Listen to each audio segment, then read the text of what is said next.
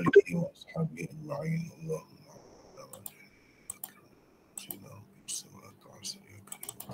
khair.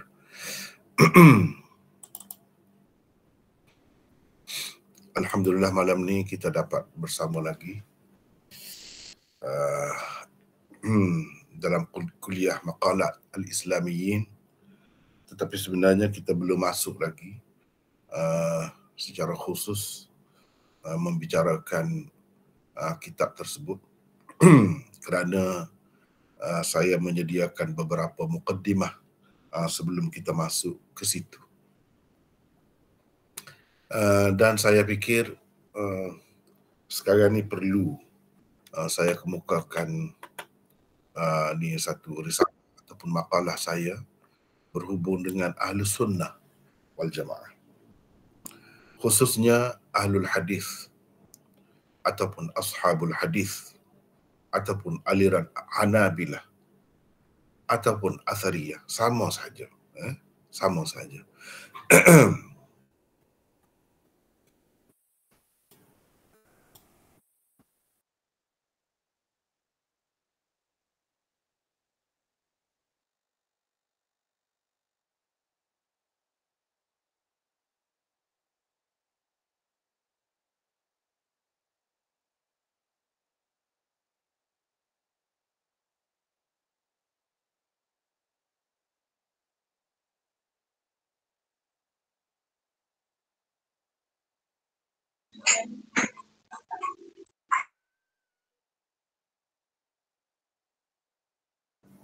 Sekarang nampak kah nota ni?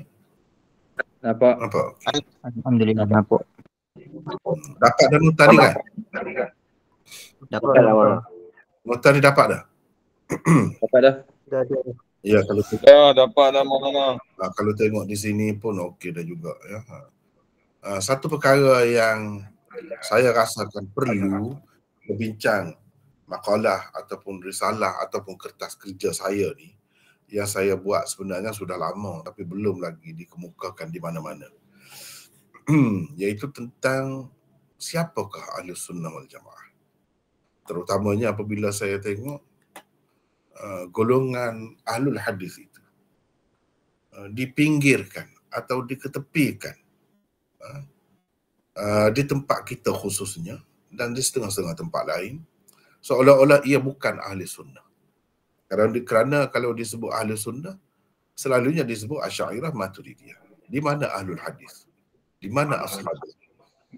Sedangkan Abul Hasan Al-Asy'ari sendiri mengatakan dia tu berpegang dengan aliran itu. Abul Hasan Al-Asy'ari sebagai contoh saya nak kemukakan di sini. Sebab itu saya rasa perlu kita baca yang ni. Sebagai contohnya ini kitab Maqalat Al-Islamiyyin. Ini Maqalat Al-Islamiyyin. Baik. Kita tengok di sini juzuk yang kedua. Di sini hadhihi hikayatu jumlati qaul ashabil hadis wa ahli sunnah. Inilah cerita sejumlah pendapat ataupun pandangan ashabul hadis dan ahli sunnah. Lalu beliau sebutkan akidah mereka. Di samping beliau telah sebutkan macam-macam lagi akidah aliran-aliran lain yang salah lah atas nama Islam. Beliau kemukakan satu golongan ini, iaitu namanya ashabul hadis dan ahlus sunnah. Di akhirnya beliau berkata, wa bi kulli ma dzakarna min qawlihim naqul wa ilaihi nadhhab. Ini yang terakhir. Inilah yang kita sebut ashabul hadis tu, yang kita akan bincangkan akan datang. Bahagian ini, bahagian siapa ahli sunnah pada pandangan Abul Hasan Al-Asy'ari sendiri. Setelah dia kemukakan ni pandangan ashabul hadis dan ahli sunnah, dia kata ahli sunnah ashabul hadis itu. Dia kata di akhir ini, setelah dia dibentangkan semuanya, wa bi kulli ma dzakarna min qaulihim, semua pendapat mereka yang kami telah sebutkan itu naqul, itulah pegangan kami. Kami berpendapat begitu jugalah, kata Abul Hasan Al-Asy'ari. Wa ilaihi nadhhab, dan itulah mazhab kami. itulah pegangan kami. Maknanya Imam Abul Hasan Al-Asy'ari iktiraf, terima ashabul hadis, ahlul hadis. Tiba-tiba kita tidak masukkan. Bila kita sebut ahli sunnah, kita tidak masukkan pendapat ataupun pandangan atau akidah yang dipilih oleh Abul Hasan Al-Asy'ari di dalam ahli sunnah. Sedangkan Abul Hasan Al-Asy'ari sebut itu ahli sunnah. Kan pelik itu. Itu satu. Ini sekadar nak sebutkan kenapa saya rasa perlu kita baca kertas kerja yang saya tulis ini. Satu lagi, kalau kita nak tengok di sini, ni sebagai contohnya, ini dapat kita lihat di dalam Al-Ibanah. Ibanah itu pun karangan Abul Hasan Al-Asy'ari juga, seperti yang kita telah bincangkan sebelum ini. Walaupun ramai yang mempertikaikannya, tetapi mereka tidak mempunyai alasan yang kokoh. Yang kokohnya, yang jelasnya, ulama menerimanya itu sebagai karangan Abul Hasan Al-Asy'ari. Di dalam kitab-kitab dia sebut. Ini pegangan ni, aliran yang disenanginya, yang dipilihnya. Ni antaranya, dia ada buat satu bab dalam Al-Ibanah. Tajuknya apa? Babun fi ibanati qawli ahli sunnah. Ini bab menyatakan pendapat atau pandangan ahli sunnah. Di dalamnya beliau berkata, qawluna alladhi naqulu bihi wa diyanatuna allati nadinu biha at-tamassuk bi kitabi rabbina azza wa jal wa sunnati nabiyyina wa ma ruwiya 'anil sahaba wat tabi'in wa a'immatil hadith wa nahnu bidzalika mu'tasimun. Itu dia kata dalam kitab Ibanah dia tu. Pandangan kita dan pegangan agama kita ialah berpegang teguh dengan kitab Allah Azza wa Jalla, sunnah nabinya, dan apa yang diriwayatkan daripada sahabat dan tabi'in, imam-imam hadis. Dengan pegangan itulah kami berpegang teguh. Itu Abul Hasan Al-Asy'ari sebut. A'immah hadis. Itulah pegangan kami, yang kami berpegang teguh dengannya. Lepas tu dia menyatakan pula, dia ikut. Ini bukan dalam kitab Ibanah tu saja, dalam kitab-kitab lain pun ada sebut juga. Kalau perlu kita akan kemukakan pada masa akan datang. Sekarang ni sekadar sepintas lalu dahulu saya nak sebut ni. Dia sebut apa? Dia kata, wa bima kana yaqulu bihi Abu Abdullah Ahmad bin Muhammad bin Hanbal naddarallahu wajhah wa rafa'a darajatah wa ajzala mathubatah qailun. Dia tambah lagi, saya juga pada berpegang dengan apa yang dipegang oleh Abu Abdullah Ahmad bin Muhammad. Yang ini Imam Ahmad lah. Lepas tu ini doa dia lah, rafa'a darajatahu wa ajzala mathubatahu qailun. Mana kami berpegang dengan pahaman dia lah. Walima khalafa qawlahu mukhalifun, dan mana-mana pendapat yang menyalahi pendapatnya kami juga tak setuju. Sebab apa? Sebab dia adalah Imam Al-Fadil wal Ra'isul Kamil alladhi abana Allah bihi al-haq wa rafa'a bihi al-dhalal wa awdaha bihi al-minhaj wa qama'a bihi bid'al mubtadi'in wa zayga az-za'ighin. Sebab apa? Imam Ahmad ini adalah tokoh imam. Lepas tu dia pujilah, puji Imam Ahmad itu. Kemudian aliran atau pegangan atau fahaman Imam Ahmad dalam akidah maklum, semua tahu. Jadi maknanya Abul Hasan Al-Asy'ari ni pada hakikatnya dia menyokong pengikut tegar Imam Ahmad bin Hanbal. Jadi kalau nak kata dia ni bukan sekadar menerima, bahkan dia berpegang dengan akidah Hanabilah itu. Dalam banyak perkara seperti mana yang tersebut di dalam kitab dia Ibanah dan juga kitab dia Maqalat Al-Islamiyyin yang saya sebut tadi. Jadi dengan sebab itu saya tengok akhir-akhir nampak kekeliruan itu semakin meluas dan tidak ada pula penyelesaiannya, tidak ada pula penjelasan tentangnya. Jadi saya rasa sampai dah masanya untuk kita baca risalah ini. Oleh kerana saya pun masih batuk-batuk lagi, saya rasa saya tak boleh baca banyak lah ni. mungkin kita tak sempat habiskan malam ni. Setakat mana yang sempat lah. Jadi saya mulakan, lepas tu saya nak minta sesiapa baca lah. Sebab panjang juga kalau saya seorang baca ni, penat juga. Muqaddimah. Alhamdulillahirabbil alamin. Wassalatu wassalamu ala sayyidil anbiya'i wal mursalin wa ala alihi wa ashabihi wa man tabi'ahum bi ihsanin ila yaumiddin. Amma ba'du. Ni kalau saya nak minta sesiapa baca. Siapa boleh baca? Silakan. Siapa boleh baca? Silakan. Siapa nak baca? Boleh. Siapa ni? Hazim. Azim daripada mana Azim? Daripada Darul Kausar. Baca Azim. Baca. Bismillah. Tidak memasukkan sesuatu yang sepatutnya termasuk dalam ta'rif, yakni definisi sesuatu, atau mengeluarkan sesuatu bahagian juzuk daripada keseluruhan kul bagi sesuatu di satu pihak, dan tidak menghalang sesuatu yang bukan merupakan sebahagian daripada keseluruhan sesuatu daripada masuk ke dalamnya adalah penyebab utama bagi berlakunya kesilapan dalam pentakrifan. Dalam istilah ilmu mantiq, ta'rif seperti itu dipanggil ta'rif yang tidak jami' dan tidak mani'. Ta'rif yang tidak jami' dan tidak mani' mengakibatkan kecelaruan apabila membuat keputusan.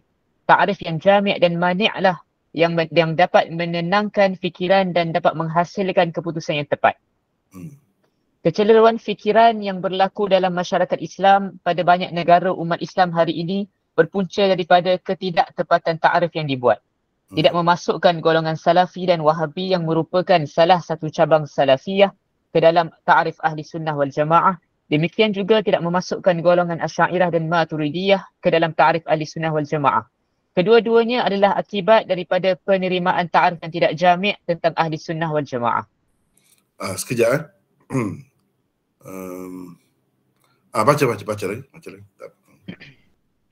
Mengatakan semua orang yang tidak beramal dengan amalan ritual dalam masyarakat Islam di Malaysia pula sebagai Wahabi juga merupakan akibat daripada penerimaan ta'rif yang salah. Kesalahannya ialah kerana ia tidak mani'. Ta'rif Wahabi yang diberikan oleh pihak-pihak tertentu begitu longgar sehingga ia tidak dapat menahan sesuatu yang bukan daripadanya masuk ke dalamnya. Baca lagi. Orang-orang yang cuba mengeluarkan golongan Salafi, Ahlul Hadis, Hanabilah atau Athari daripada Ahli Sunnah wal Jamaah, dan orang-orang yang cuba mengeluarkan golongan Asy'ariyah dan Maturidiyah atau Ahlun Nazar daripadanya tak ubah seperti orang yang cuba memisahkan tiga beradik yang berbinkan bapa yang sama daripada ibu yang sama. Ia seolah-olah cuba merampas hak seseorang untuk membinkan dirinya kepada bapanya sendiri. Sekejap. Di sini berlaku kesilapan banyak. Sebab apa? Ta'rif Ahlussunnah wal Jamaah itu tidak tepat. Dalam istilah mantik dipanggil tidak jami', tidak mani'. Tidak jami' maksudnya tidak lengkap. Ta'rif itu misalnya selalu kita dengar kan, Ahli Sunnah siapa? Asy'ariyah Maturidiyah. Titik. Titik, berhenti setakat tu. Seolah-olahnya Ahli Sunnah wal Jamaah itu saja. Maknanya tidak jami', tidak lengkap, tidak merangkumi semua. Sehingga ada yang Ahli Sunnah tapi tidak termasuk, tidak termasuk dalam itu. Ini menyebabkan kesilapan. Kesilapan berlaku. Sebab itu penting orang belajar mantik apa semua nak menentukan ta'rif itu betul atau tidak. Jadi kalau kita kata dua tu saja dengan tidak menyebut Ahlul Hadis, dengan tidak menyebut Ashabul Hadis, dengan tidak menyebut Hanabilah, seseolah kita mengeluarkan apa yang Imam Abul Hasan Asy'ari sendiri terima. Masuk akal ke tidak? Betul ke ta'rif macam tu? Abul Hasan Asy'ari kata itu Ahli Sunnah. Kita tak sebut pun. Kita sebut Ahli Sunnah, Asy'ariyah dan Maturidiyah. Itu saja. Sedangkan baru sekejap saya dah tunjuk dalam kitab Abul Hasan Asy'ari sendiri bahawa dia menerima. Jadi di mana kita letak satu golongan lagi itu? Ini ta'rif tidak jami'. Contoh, bagi ta'rif yang tidak jami'. Menyebabkan berlaku penyelewengan. Tak betul lah. Menyebabkan berlaku penganiayaan. Macam tiga beradik yang saya buat contoh tu, ayah sama, mak sama, tidak dibenarkan. Tidak dibenarkan dia pakai bin ayah yang sama. Di sini berlaku penganiayaan tu, kezaliman, yang besar tu, seorang anak tak dibenarkan bin kepada ayah dia. Sesoalnya begitulah. Ataupun kalau kita kata Asy'ariyah tidak ahli sunnah pun sama. Sebab ia memang ahli sunnah. Macam mana kita tak mahu bagi gelaran itu kepada dia? Kita tidak benarkan dia dibinkan kepada ahli sunnah wal jamaah tu. Itu tak kena. Itu satu. Di satu pihak yang lain, ta'rif yang tidak manik macam mana? Ta'rif yang tepat, yang kemas, yang hasilnya ialah akan memuaskan. Sebab tepat. Ialah ia mesti manik. Ta'rif yang tidak manik macam mana? Yang tidak termasuk di dalamnya manik, maknanya yang sepatutnya tak termasuk dalam sesuatu tu, masuk juga. Sepatutnya ta'rif itu dibuat sehingga tidak termasuk. Yang sepatutnya tidak masuk tu tiba-tiba masuk juga. Itu dipanggil ta'rif yang tidak manik. Contohnya, sebab itu saya buat sini. Saya sebut di sini. Mengatakan semua orang yang tidak beramal dengan amalan ritual dalam masyarakat Islam di Malaysia pula dengan Wahabi. Wahabi itu siapa? Yang tak mahu tahlil apabila berlaku kematian, tahlil arwah misalnya. Yang tidak mahu mengamalkan benda bid'ah, sembahyang raghaib dan sebagainya. Kita sebut benda begitu. Yang tidak mahu buat ini, tidak mahu buat ini. Itu Wahabi. Kalau macam tu, saya nak sebut Syekh Daud Al-Fathani, yang orang kita semua merujuk kepadanya, belajar kitab dia. Syekh Daud Al-Fathani, dalam kitab dia Furu'ul Masail, dia sebut buat makan lah pada ketika orang mati. Itulah orang panggil upacara tahlil apa semua tu. Dia sendiri kata bid'ah. Jadi adakah kita nak kata Syekh Daud Al-Fathani tu, yang mana orang kita yang baca kitab dia tu Wahabi? Jadi termasuk orang yang sepatutnya tidak Wahabi masuk juga jadi Wahabi juga. Akan dikatakan Wahabi juga. Sebab apa? Sebab ta'rif itu tidak manik. Dimasukkan dalam ta'rif ahli sunnah tu orang yang tidak buat maulid misalnya.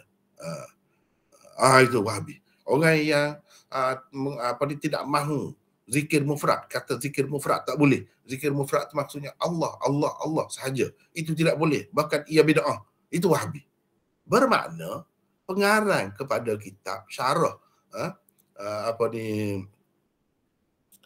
syarah kepada Jauharatul Tauhid, Jauharatul Tauhid, kitab akidah dalam bahasa Melayu tu Wahabi juga. Sebab dia kata bid'ah. Bid'ah tu bukan bid'ah hasanah dah. Tak jelas maknanya bid'ah yang qabihah, bid'ah yang mustakrahah, bid'ah yang macam tu. Itu yang kita dapat. Adakah dia bid'ah? Adakah dia tu Wahabi? Sama juga sampai sekarang ni. Orang tu dituduh Wahabi, orang ni dituduh Wahabi. Jadi bercelaru. Sebab apa? Sebab ta'rif tidak manik. Bagi saya itu, duduk situ. Sebab itu saya buat tajuk ni, penyatuan ummah pada pengenalan ahli sunnah wal jamaah. Tauhidul ummah fi ta'rif ahli sunnah wal jamaah. Kalau dalam bahasa Arab. Jadi penyatuan ummah baru boleh berlaku, baru akan wujud apabila ta'rif tu betul. Kalau tidak, dia jadi fitnah akan timbul. Seperti yang berlaku sekarang. Yang tidak Wahabi jadi Wahabi. Semata-mata kerana dia tidak setuju dengan sesuatu amalan ritual dalam masyarakat. Kalau macam tu, tidak menghalang. Orang yang tidak Wahabi pun jadi Wahabi juga. Bahaya tu macam tu. Sebab apa? Kalau Wahabi itu dikatakan sesat, maknanya orang-orang yang tidak sesat. Tokoh-tokoh besar, ulama-ulama besar pun sesatlah kalau macam tu. Ini tak betul. Jadi saya nak tegur. Sama-samalah kita baiki masyarakat kita. Tegur masyarakat kita benda-benda macam ni. Jangan celupar sangat. Jangan gopoh sangat. Kita kena Kaji dulu, baca dulu dengan tenang, dengan baik. Baik. Teruskan. Hazim tadi. Orang-orang yang mengaitkan seseorang atau sesuatu golongan dengan Wahabi yang dianggap sesat, bahkan kafir oleh segelintir masyarakat yang telah terpedaya dengan fitnah persona terhadapnya. Sedangkan ia bukan Wahabi yang sebenar, malah Wahabi dalam erti yang difahami penuduh semata-mata. Bererti secara senyap-senyap ia tidak menuduh saudara seagamanya sesat atau kafir. Dengan itu berbaliklah tuduhan itu kepada dirinya sendiri. Berarti secara senyap-senyap ia tidak, ia telah ni. Telah ni, silap ia telah. Berarti secara senyap-senyap ia telah menuduh saudara seagamanya sesat atau kafir. Dengan itu berbaliklah tuduhan itu kepada dirinya sendiri jika orang yang dituduhnya tidak tepat seperti tuduhannya. Itulah fatwa Rasulullah sallallahu alaihi wasallam terhadap penuduh seperti itu. Baginda sallallahu alaihi wasallam bersabda, ayyuma mri'in qala li akihi ya kafir faqad ba'a biha ahaduhuma in kana kama qala wa illa raja'at alaih. Bermaksud, siapa saja berkata kepada saudaranya, wahai kafir, maka sesungguhnya salah seorang dari keduanya telah kembali dengan kekufuran tersebut. Jika betul, sebagaimana yang dikatanya. Jika tidak betul, maka ucapan tersebut akan kembali kepada orang yang berkata. Hadis riwayat Bukhari, Muslim dan Ahmad. Lihatlah betapa dahsyat dan buruknya implikasi ta'arif yang tidak tepat terhadap sesuatu perkara. Ia boleh mengakibatkan iman dan agama seseorang tergadai. Teruskan. Baca. 1. Asas ajaran Ahlus Sunnah wal Jamaah di dalam Al-Quran. 1.1. Ajaran Ahlus Sunnah wal Jamaah adalah ajaran Islam itu sendiri. Islam yang disebutkan di dalam Al-Quran itu dalam kenyataan dan realiti kehidupan umat Islam di sepanjang sejarahnya adalah sinonim dengan Ahlus Sunnah wal Jamaah. Firman Allah Subhanahu Wa Taala 1.1.1. Inna ad-dina 'indallahil Islam. Maksudnya tak apa. Maksudnya, sesungguhnya agama yang benar dan diredai di sisi Allah hanyalah Islam. Ali Imran ayat 9. 1.1.2 Wa man yabtaghi ghairal islami dina falan yuqbala minhu wa huwa fil akhirati minal khasirin. Bermaksud, dan sesiapa yang mencari agama selain agama Islam, maka sekali-kali tidaklah akan diterima agama itu daripadanya. Dan dia di akhirat kelak termasuk dalam orang-orang yang rugi. Ali Imran ayat 85. 1.1.3 Al-yawma akmaltu lakum dinakum wa atmamtu alaikum ni'mati wa raditu lakum al-islam dina. Bermaksud, pada hari ini telah kusempurnakan untuk kamu agamamu dan telah kucukupkan nikmatku kepadamu dan telah kuredai Islam itu menjadi agama bagimu. Al-Ma'idah ayat ketiga. 1.1.4 Orang-orang yang beriman diperintahkan Allah supaya bertakwa dengan sebenar-benar ketakwaan dan tidak mati melainkan sebagai orang-orang Islam. Allah berfirman, Ya ayyuhalladzina amanu taqullaha haqqa tuqatihi wa la tamutunna illa wa antum muslimun. Bermaksud, wahai orang-orang yang beriman, bertakwalah kamu kepada Allah dengan sebenar-benar takwa dan janganlah sekali-kali kamu mati melainkan dalam keadaan beragama Islam. Ali Imran ayat 102.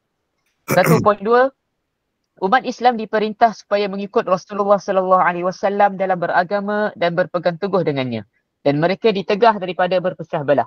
Ahlus Sunnah wal Jamaah umat Muhammad sallallahu alaihi Ahlus Sunnah wal Jamaah lah umat Muhammad sallallahu alaihi wasallam yang benar-benar tepat berada di atas landasan agama Islam yang dibawa oleh Nabi Muhammad sallallahu alaihi wasallam itu.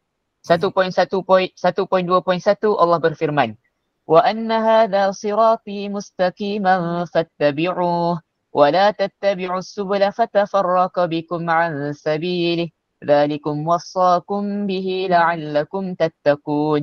Bermaksud, dan bahawa sesungguhnya inilah jalanku, yakni agama Islam yang lurus. Maka hendaklah kamu menurutnya dan janganlah kamu menurut jalan-jalan yang lain dari Islam. Kerana jalan-jalan berulang buat satu. Dan janganlah kamu menurut jalan-jalan yang lain dari Islam. Kerana jalan-jalan yang lain itu mencerai-beraikan kamu dari jalan Allah.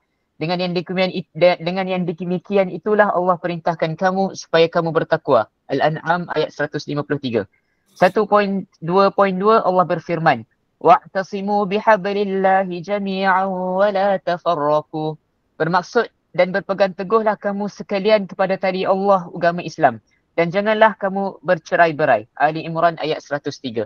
1.2.3 Allah berfirman, Innal ladzina farraqu dinahum wa kanu syi'an lasta minhum fi syai' Innama amruhum ila Allah thumma yunabbi'uhum bima kanu yaf'alun. Bermaksud sungguhnya orang-orang yang mencerai-beraikan agamanya dengan perselisihan-perselisihan yang berdasarkan hawa nafsu dan mereka menjadi berpuak-puak, tiadalah engkau terkait sedikit pun dalam perbuatan mereka. Sungguhnya perkara mereka hanya terserah kepada Allah. Kemudian dia akan menerangkan kepada mereka pada hari kiamat kelak apa yang telah mereka lakukan dan membalasnya. Al-An'am ayat 159. 1.2.4 Allah berfirman lagi. Wa ati'ullaha wa rasulahu wa la tanaza'u fatafshalu wa tadhhaba rihukum wasbiru innallaha ma'as sabirin. Bermaksud, dan ta'alah kamu kepada Allah dan Rasulnya dan janganlah kamu berbantah-bantahan. Kalau tidak, nescaya kamu menjadi lemah semangat dan hilang kekuatanmu. Dan bersabarlah menghadapi segala kesukaran dengan cekal hati. Sungguhnya Allah berserta orang-orang yang sabar. Al-Anfal ayat 46. Kedua, asas ajaran Ahli Sunnah wal... Sekejap. Ni takut penat sangat Hazim. Ada orang lain nak baca? Kalau orang lain bersedia baca, silakan. Siapa nak baca? Tak penat sangat kalau seorang. Kecuali kalau tak ada nak baca, kita bagi Hazim pula. Siapa nak baca? Silakan. Kesempatan ada ni, silakan. Tak ada? Kalau tak ada, Hazim lah. Hazim baca lagi. Sedap Hazim baca. Bagus. Kedua, asas ajaran Ahlus Sunnah wal Jamaah di dalam hadis-hadis dan asar-asar.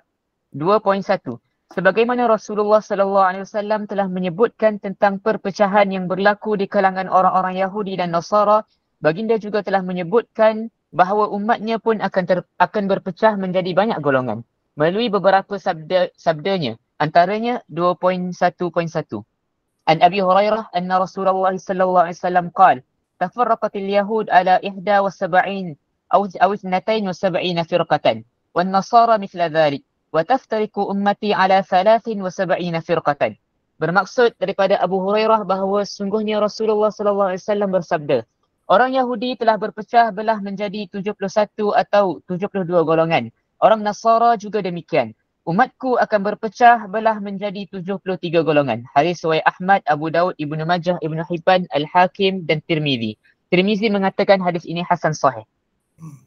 2.2 Rasulullah telah dengan jelas menyebutkan hanya satu sahaja dari kalangan umatnya yang akan berpecah belah itu akan selamat, iaitu orang-orang yang mengikuti sunnahnya dan para sahabatnya.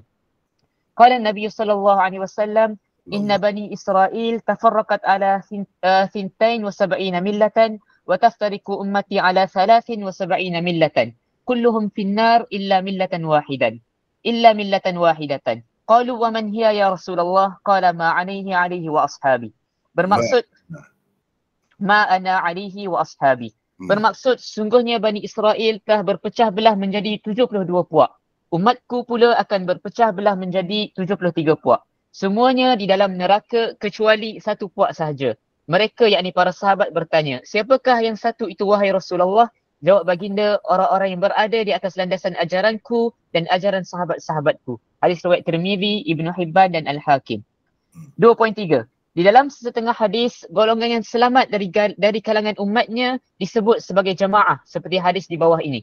Qala Rasulullah sallallahu alaihi wasallam, inna bani Israel iftaraqat ala 71 firqatan wa inna ummati sataftariqu ala 72 firqatan kulluha finnar illa wahidatan wa hiya al-jamaah. Bermaksud sesungguhnya Bani Israel telah berpecah kepada 71 golongan. Umatku pula akan berpecah kepada 72 golongan. Semuanya di dalam neraka kecuali satu sahaja, iaitu al-jamaah. Hadis riwayat Ahmad, Ibnu Majah, Abu Ya'la dan Ibnu Jarir di dalam tafsirnya. 2.4. Di dalam setengah hadis tersebut satu golongan yang selamat, iaitu as-sawad al-azham. Yang selamat itu. Di dalam setengah hadis tersebut satu golongan yang selamat itu ialah as-sawad as-sawadul a'zam. as-sawadul a'zam. Iaitu as-sawadul a'zam seperti dalam hadis di bawah ini. Tafarraqat Banu Israel ala 71 firqatan wa tafarraqat an-nasara ala 72 firqatan wa ummati tazidu alaihim firqatan kulluhum finnar illa as-sawad al-a'zam. Bermaksud Bani Israel telah berpecah kepada 71 golongan. orang-orang Nasara telah berpecah kepada 72 golongan dan umatku akan melebihi mereka dengan satu golongan. Semuanya di dalam neraka kecuali golongan terbanyak. Hadis riwayat At-Tabrani dalam Mu'jamul Kabir dan Al-Awsat. Ibnu Abi Asim di dalam As-Sunnah dan Al-Lalaka'i di dalam Syarah Usul Li'atiqad Ahli Sunnati wal Jamaah. 2.5. Di dalam setengah hadis pula tersebut dengan jelas satu golongan yang selamat, itu ialah golongan Ahli Sunnah wal Jamaah, iaitu orang-orang yang mengikut jejak langkah para sahabat sallallahu alaihi wasallam. Di bawah ini ada hadisnya. Annahu sallallahu alaihi wasallam, para sahabat Nabi sallallahu alaihi wasallam. Orang-orang yang mengikut jejak langkah para sahabat Nabi sallallahu alaihi wasallam. Di bawah ini adalah hadisnya. Annahu sallallahu alaihi wasallam lamma qala an-naji minha wahidatan qalu ya Rasulullah. Naji minha wahidatan. Lamma qala an-naji minha wahidatun qalu ya Rasulullah wa man hum? Qala ahlus sunnati wal jamaah. Faqila wa man ahli sunnati wal jamaah? Faqala ma ana alaihi wa ashabi. Bermaksud bila Nabi sallallahu alaihi wasallam bersabda yang selamat daripadanya hanya satu sahaja. Para sahabat terus bertanya, wahai Rasulullah, siapakah mereka? Jawab baginda Ahlus Sunnah wal Jamaah. Baginda terus ditanya, siapa Ahlus Sunnah wal Jamaah itu? Jawab baginda, golongan yang berada di atas landasan ajaranku dan ajaran sahabatku. Hadis ini dikemukakan oleh Al-Ghazali dalam Ihya-nya. Al-Iraqi tidak berkata apa-apa tentang hadis yang dikemukakan oleh Al-Ghazali itu. Sebaliknya, beliau hanya mengemukakan hadis-hadis yang telah dikemukakan di atas dan berkata sanad-sanadnya bagus. Bagi penulis, hadis yang dikemukakan oleh Al-Ghazali itu tidak lebih daripada mafhum keseluruhan bagi hadis-hadis tentang perpecahan umat, atau ia merupakan riwayat berdasarkan makna sahaja. 2.6. Hadis perpecahan umatku kepada 73 puak dengan sedikit perbezaan pada lafaznya telah diriwayatkan daripada lebih 14 orang sahabat.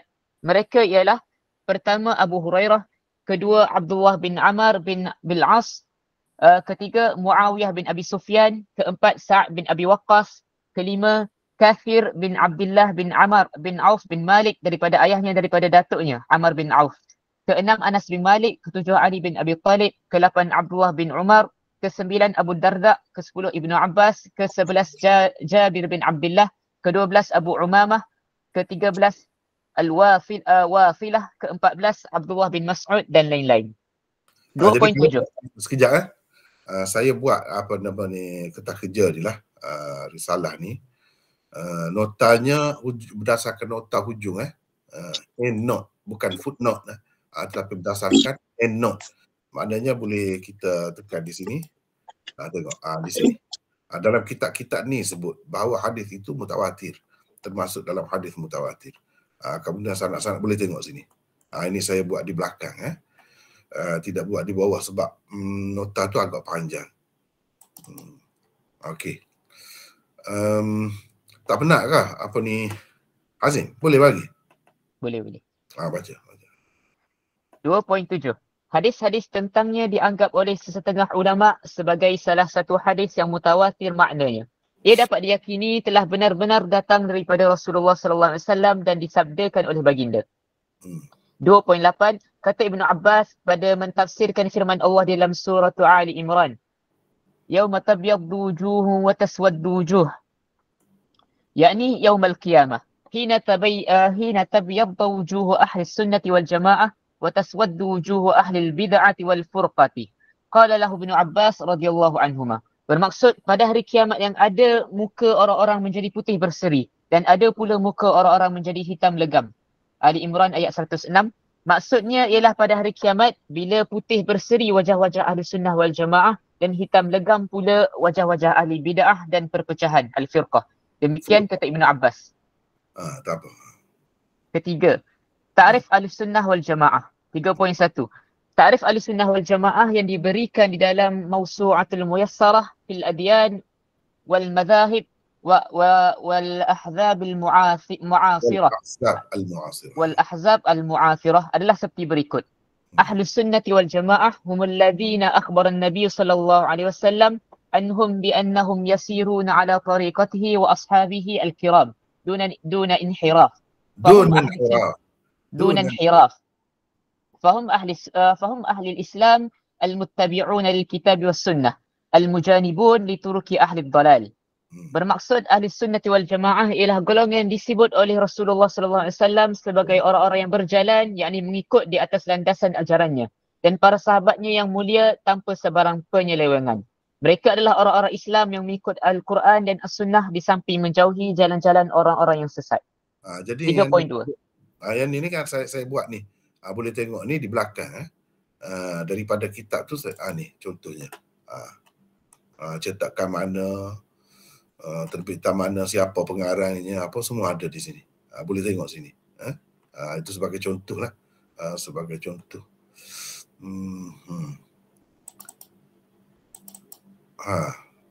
Lepas tu teruskan. Cuma saya takut penat lah. Saya takut penat. Boleh? Ada orang lain nak baca pula? Silakan. Ada orang lain? Sila tampil. Takut penat sangat seorang. Siapa nak baca? Silakan. Sila, siapa ni? Tak dengar. Silakan. Jangan buang masa. Jangan buang masa. Cepat-cepat. Siapa lagi ada? Huzaifah pun nampak ada ni, Huzaifah ni. Cuma kalau ada orang lain, silakan. Siapa nak baca? Nota ni. Silakan. Siapa ni? Zuhairi. Zulkhairi. Baca. Silakan. Ta'arif yang diberikan oleh At-Tahzani Sa'duddin Mas'ud bin Umar At-Taftizani yang meninggal tahun 793 Hijrah di dalam Syarh At-Talwih pula adalah seperti yang berikut. Ahlus Sunnah wal Jamaah humul ladzi tariqatuhum tariqatu Rasul alaihi salam wa ashabihi duna ahli bid'ah. Yang bermaksud ahli Sunnah wal Jamaah ialah golongan yang cara hidupnya mengikut cara Rasulullah sallallahu alaihi wasallam dan para sahabat baginda, bukan cara ahli bid'ah. Syarh At-Talwih ala At-Tawdih. Itu tak payah baca sebab boleh tengok sendiri. Teruskan. Yang 3.3. Mereka dikatakan ahli sunnah kerana mengikut Nabi sallallahu alaihi wasallam dan berpegang teguh dengan sunnahnya. Mereka dikatakan ahli sunnah pula kerana mengikut para sahabat Nabi. 3.4.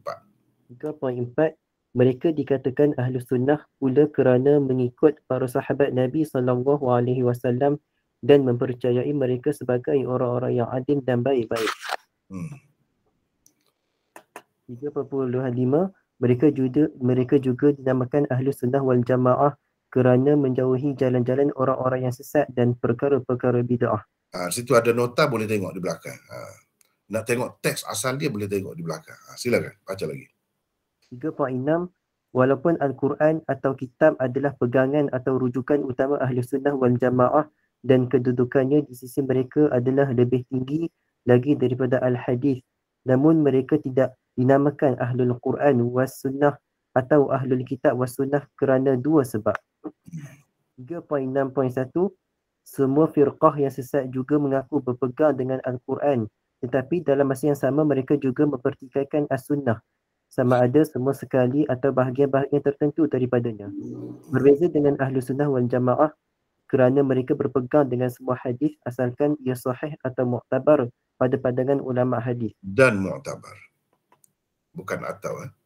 Dan mu'tabar pada pandangan ulama hadis. 3.7. Penambahan wal Jamaah pula merujuk kepada para sahabat. 3.62.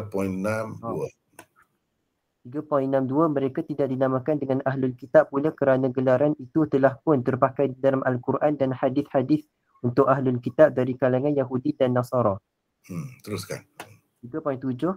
Penambahan wal Jamaah pula merujuk kepada para sahabat yang dijadikan sebagai ikutan selain Rasulullah sallallahu alaihi wasallam. Asasnya ialah firman Allah Subhanahu wa taala di dalam Al-Quran dan hadis-hadis Rasulullah sallallahu alaihi wasallam. 3.71. Firman Allah Subhanahu wa taala, "Wa ma yushaqqir rasula min ba'di ma tabayyana lahul huda wa yattabi' ghayra sabilil mu'minina nuwallihi ma tawalla wa nuslihi jahannam wa sa'at masira." Yang bermaksud, Dan sesiapa yang menentang ajaran Rasulullah sesudah terang nyata kepadanya kebenaran petunjuk yang dibawanya, dan ia pula mengikut jalan yang lain dari jalan orang-orang yang beriman dari kalangan para sahabat Rasulullah SAW, kami akan memberikannya kuasa untuk melakukan kesesatan yang dipilihnya, dan pada hari kiamat kelak kami akan memasukkannya ke dalam neraka jahanam, dan neraka jahanam itu adalah seburuk-buruk tempat kembali. Surah An-Nisa ayat 115. Teruskan. 3.72 firman Allah Subhanahu Wa Taala, wa kadzalika ja'alnakum ummatan wasatan litakunu syuhada'a 'alan nas wa yakuna rasulu 'alaikum syahida. Yang bermaksud, dan demikianlah sebagaimana kami telah memimpin kamu ke jalan yang lurus. Kami jadikan kamu, wahai umat Muhammad, khususnya para sahabat Rasulullah SAW, satu umat yang adil lagi terpilih, supaya kamu layak menjadi orang yang memberi keterangan kepada umat manusia tentang yang benar dan yang salah. Dan Rasulullah, yakni Muhammad, pula akan menjadi orang yang menerangkan kebenaran perbuatan kamu. Surah Al-Baqarah ayat 143. 3.73 firman Allah Subhanahu Wa Taala, fa in amanu bimithli ma amantum bihi faqad ihtadaw wa in tawallaw fa innama hum fi shiqaq fasayakfikahumullah wa huwas samiul alim. Yang bermaksud, maka jika mereka beriman sebagaimana kamu beriman dengan kitab-kitab Allah dan rasul-rasulnya, maka bererti mereka mendapat petunjuk. Dan jika mereka berpaling, maka sesungguhnya mereka akan terus berada dalam permusuhan dengan kamu. Allah akan melindungimu dan umatmu dari kejahatan mereka, dan dialah yang maha mendengar lagi maha mengetahui. Surah Al-Baqarah ayat 137. Hadis-hadis yang telah dikemukakan pada 2.2, 2.5 dan 2.8 yang lalu juga merupakan asasnya. Teruskan yang keempat. Ya. Kata-kata ulama yang membenarkan aliran salaf ahlul hadis Hanabilah atau Athariyah sebagai salah satu bahagian daripada Ahlus Sunnah wal Jamaah. 4.1 berkenaan dengan At-Ta'ifah Al-Mansurah. Berkenaan dengan At-Ta'ifah Al-Mansurah yang tersebut dalam hadis di bawah ini, qala Rasulullah sallallahu alaihi wasallam, la tazalu ta'ifatun min ummati mansurina la yadurruhum Man khadalahum hatta taqum as-sa'ah. Yang bermaksud, Rasulullah sallallahu alaihi wasallam bersabda, akan terus sentiasa ada satu golongan dari umatku yang diberikan pertolongan oleh Allah. Mereka tidak terjejas walaupun tidak ditolong orang hingga hari kiamat. Hadis riwayat Ahmad, At-Tirmizi, Ibn Majah, Ibn Hibban, Abu Dawud, At-Tayalisi dan yang lain-lain. Imam An-Nawawi di dalam syarah Sahih Muslim berkata, satu golongan dari umatku yang diberikan pertolongan oleh Allah Subhanahu Wa Taala yang tersebut di dalam hadis ini menurut Al-Bukhari ialah ahli ilmu. Imam Ahmad pula berkata, kalau mereka bukan ahlul hadis, maka aku tidak tahu siapa lagi mereka. Sekejap. Di sini kita ada nota nombor 4 ni. Ni teks kata-kata Imam Nawawi. Imam Bukhari kata hum ahlul ilm. Ahmad bin Hanbal kata illam yakunu ahlul hadis fala adri manhum. Ni. Maknanya ahlul hadis itu satu pegangan, aliran dalam akidah juga. Itulah yang disebut oleh Imam Abul Hasan Al-Asy'ari di dalam maqalat Al-Islamiyyin dan juga Al-Ibanah dan lain-lain. Itu juga. Jadi makna ahlul hadis ni satu aliran akidah dalam Ahlus Sunnah. Teruskan. Qadhi Iyad yang meninggal pada tahun 544 Hijrah menjelaskan kata-kata Imam Ahmad itu dengan berkata, maksud Ahmad dengan katanya ahlul hadis itu ialah Ahlus Sunnah wal Jamaah dan orang-orang yang i'tiqadnya adalah menurut aliran ahlul hadis. Teruskan. 4.12 Al-Imam An-Nawawi yang meninggal tahun 676 Hijrah sendiri pula berpendapat, mereka mungkin terdiri daripada berbagai lapisan masyarakat orang-orang mukmin, baik dari kalangan pejuang-pejuang yang gagah berani, fuqaha, muhaddisin, zuhad, orang-orang zahid, orang-orang yang menyuruh orang ramai melakukan perkara ma'ruf dan mencegah mereka daripada perkara yang mungkar, dan macam-macam lagi dari kalangan orang-orang baik. Mereka tidak semestinya terkumpul di satu tempat, malah mungkin saja mereka berselerak di serata pelosok bumi.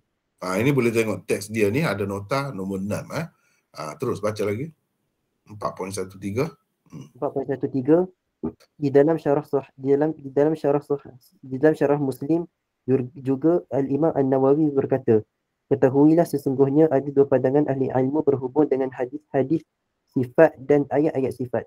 Pertamanya ialah pandangan kebanyakan salaf atau katakan semua mereka, bahawa mereka tidak membincangkan tentang maknanya, sebaliknya mereka berkata, wajib kita beriman dengannya dan percaya akan makna yang layak dengan kebesaran Allah dan keagungannya.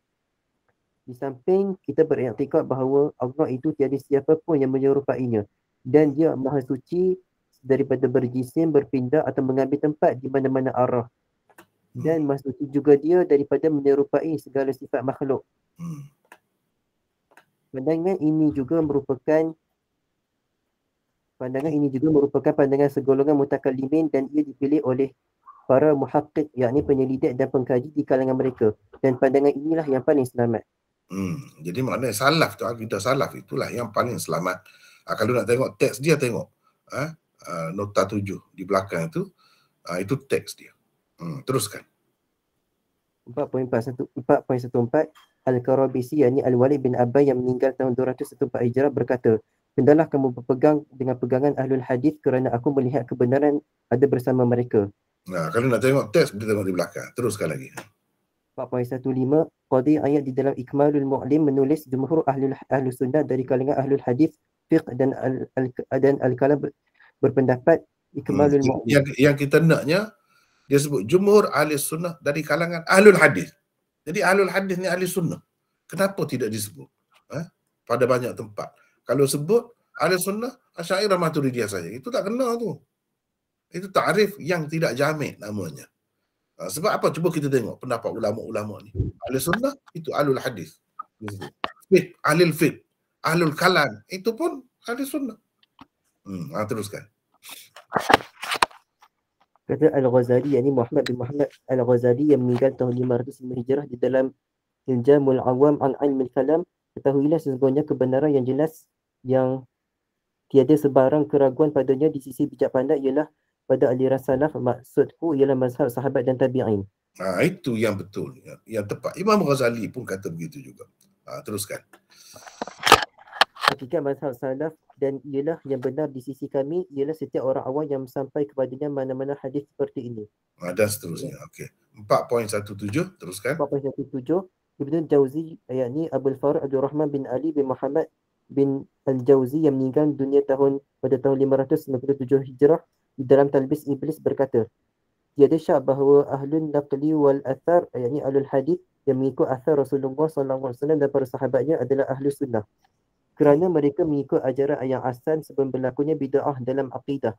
Segala bid'ah dan perkara baharu dalam agama hanya telah berlaku selepas zaman Rasulullah SAW dan para sahabat. Jadi ini boleh tengok teks ni, ni nota 11 ni. Ini yang disebut oleh ini yang disebut oleh Ibnul Jauzi di dalam kitab dia itu. Teks asal. Apa ni, siapa baca tadi? Saya. Zulfairi. Apa ni, larat lagi kena baca ke letih dah? Boleh insya-Allah. Boleh lagi. Boleh baca lagi. Silakan. 4.18 Syekh Waliyullah, yakni Ahmad bin Abdurrahman Ad-Dahlawi yang meninggal dunia Ad-Dahlawi yang meninggal dunia 1176 Hijrah di dalam Hujjatullahil Balighah. Kitab dia. Hujjatullah Al-Balighah menulis ahlul qiblah terbahagi dua, dan as-sunnah itu sebenarnya bukanlah nama bagi aliran kalam, yakni akidah yang tertentu. Masalah-masalah yang diperselisihkan di antara ahlul qiblah yang menyebabkan mereka terbahagi kepada beberapa firqah dan terpecah kepada beberapa aliran setelah semuanya menerima ad-daruriyat ad-din, yakni perkara-perkara yang diketahui dan diterima oleh semua orang sebagai sebahagian daripada agama Islam, terbagi dua. Yang pertama ialah yang memang tersebut dengan jelas dalam ayat-ayat Al-Quran dan hadis-hadis yang sahih, dan itulah yang dipakai, yakni yang dipegang oleh para salaf dari kalangan sahabat dan tabi'in. Kemudian setelah datangnya zaman di mana masing-masing orang berasa fikirannya lah yang paling hebat dan perpecahan di kalangan umat pun berlaku.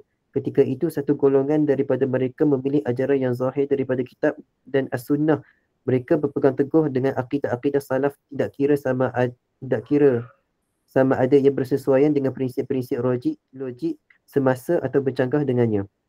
Kalaupun mereka menggunakan logik semasa, maka hanyalah untuk menundukkan pihak lawan atau untuk menolak pandangan mereka ataupun untuk menambahkan lagi keyakinan yang telah sedia ada di dalam diri-diri mereka. Sama sekali bukan untuk mendapatkan akidah daripadanya. Mereka itulah Ahlus Sunnah. Hujjatul Balighah. Ni dalam kitab Hujjatullahil Balighah. Kalau nak tengok teks dia ni di belakang. Ni di belakang. Ini Hujjatullahil Balighah. Itulah yang saya terjemahkan tadi. Maknanya dia pun sebut Ahlul Hadis itu juga sebagai Ahlus Sunnah wal Jamaah. Tapi rata-rata masyarakat, terutamanya di tempat kita ni yang keliru sekarang ni, tak sebut pun itu sebagai Ahli Sunnah. Sedangkan berapa ramai ulama yang dah sebut begitu. Yang kelima pula, kata-kata ulama yang menyebutkan ketiga-tiga aliran, As-Salafiyah, yani Ahlul Hadis, Asy'ariyah dan Maturidiyah sebagai Ahlus Sunnah. Ni saya nak minta orang lain pula lah. Siapa boleh baca? Silakan. Saya. Siapa ni? Fikri. Fikri. Silakan. Bismillahirrahmanirrahim. Fikri daripada mana ni? Saya Daripada mana? daripada Ipoh, Perak. Silakan. Bismillah. Okey, kata-kata ulama yang menyebutkan ketiga-tiga aliran, yakni As-Salafiyah, Al-Hadis, Al-Asy'ariyah dan Al-Maturidiyah sebagai Ahli Sunnah. 5.1 Murtada Az-Zabidi, yakni Muhammad bin Muhammad Al-Husaini Az-Zabidi, meninggal pada tahun 1205 Hijrah dalam Ithaf As-Sadatul Muttaqin Syarah Ihya Al-Ulumuddin, menikahkan kata-kata Tajuddin As-Subki, yakni Muhammad Abdul Wahhab bin Ali bin Abdul Kafi As-Subki, meninggal pada tahun 771 Hijrah di dalam Syarah Aqidah Ibnu Hajib, yakni Utsman bin Umar, meninggal pada 646 begini. Ketahuilah, sesungguhnya Ahlus Sunnah wal Jamaah semuanya bersepakat atas akidah yang sama berhubung dengan apa yang wajib, harus dan mustahil, walaupun mereka berbeza pada jalan-jalan dan prinsip-prinsip yang membawa kepadanya. Ringkasnya, mereka berdasarkan pengamatan dan kajian yang tuntas terbagi kepada 3 golongan. Yang 5.1.1 Ahlul Hadis. Yang pertama Ahlul Hadis. Prinsip yang menjadi pegangan mereka ialah dalil sam'iyah, yakni naqli berupa Al-Quran, As-Sunnah dan Al-Ijma'.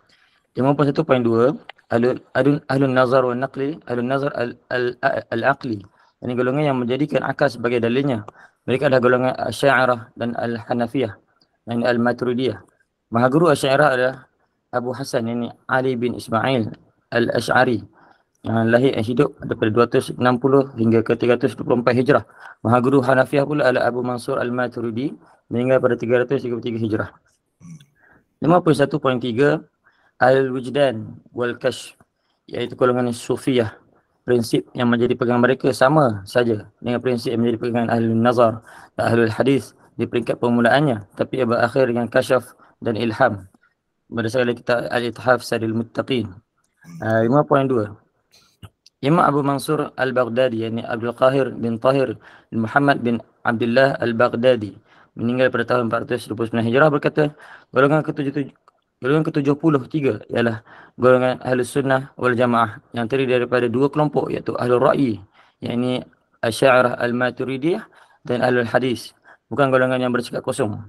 Para fuqaha, ahli qiraat, al-muhaddisin dan al-mutakallimin, yang ahli ilmu kalam dari kalangan ahli hadis dari 2 kelompok tersebut, semuanya sepakat pada satu pendapat, yang ini dalam akidah, dan antara mereka tidak ada perbezaan yang membawa kepada sikap saling menyesatkan dan memfasikkan.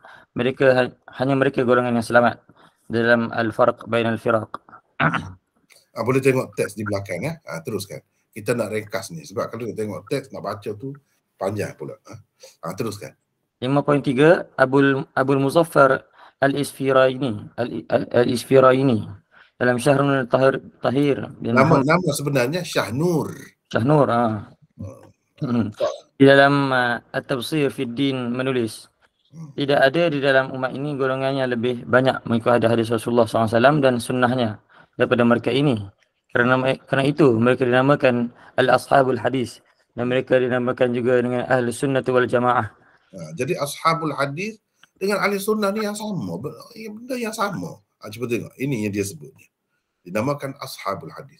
Dan mereka dinamakan juga dengan Ahli Sunnah wal Jamaah. Jadi mengenepikan, tidak memasukkan golongan ini dalam Ahlus Sunnah wal Jamaah itu satu kesalahan besar. Sepatutnya orang-orang yang bersikap begitu kena insaf. Balik semulalah, bertaubatlah kepada Allah. Sebab apa? Sebab ini sekian ramai ulama-ulama ni yang sebut ni. Di mana mereka ini? Di mana mereka ini? Teruskan. 5.31 pada muka surat berikutnya pula beliau menulis tentang kelebihan golongan Ahlussunnah wal Jamaah bahawa foto-foto yang berlaku di kalangan umat adalah berpandukan ajaran Ahlussunnah wal Jamaah daripada kedua-dua aliran fahaman berdasarkan ar-ra'yu, yakni Asy'ariyah al-Maturidiyah, dan berdasarkan hadis, yakni al-hadis. Kebanyakan imam mengikut mazhab mereka. Semuanya berkumpul di atas landasan mereka. Faham itulah mendominasi negara-negara orang Islam. Mereka lah yang mendapati kata al-jamaah yang tersebut dalam hadis Rasulullah SAW dari semua sudut. Semuanya bersepakat dalam menolak fahaman Rawafid, Khawarij, Qadariyah dan kalangan ahli al-ahwa, yang golongan orang-orang yang hawa nafsu dan bid'ah orang yang bid'ah dalam agama.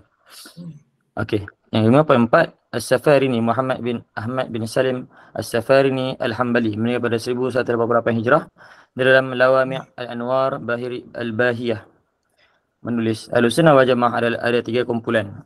5.4.1 yang pertama Al-Asariyah, yang mereka adalah Ahmad bin Hanbal. Kedua Al-Asy'ariyah, imam mereka adalah Abul Hasan. Yang ketiga Al-Maturidiyah, imam mereka adalah Abul Mansur Al-Maturidi, meninggal tahun 333 Hijrah. Adapun golongan-golongan yang sesat mereka banyak sekali. Di dalam bukunya Al-Lawaih Al-Anwar As-Saniyah pula As-Safarini berkata sifat-sifat zat Allah yang disepakati Ahlussunnah wal Jamaah, iaitu dari golongan Asariyah, Al-Asy'ariyah, Al-Maturidiyah adalah hidup, ilmu, kalam, kudrat, iradat, mendengar dan melihat. Dalam kitab Lawaih Al-Anwar As-Saniyah. 5.6